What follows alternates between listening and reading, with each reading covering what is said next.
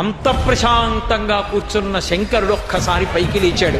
ఒక్కసారి పైకి లేచి ఆ జటలు ఊగిపోయేటట్టుగా గిర్ర తిరిగి భూమి కంపించిపోయేటట్టుగా తాండవం చేసి ఆ జడలలోంచి ఒక జటని తిరిగి భూమి మధ్యలో వేసి కొట్టాడు.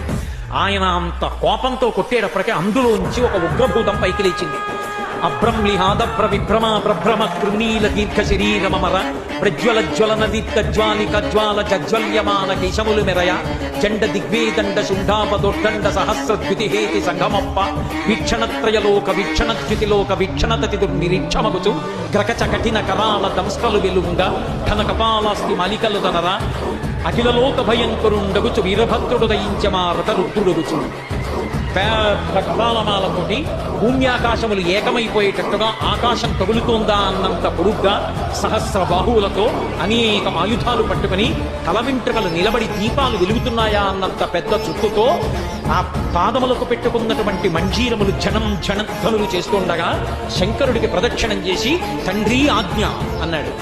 అంత ప్రశాంతంగా కూర్చున్న శంకరుడు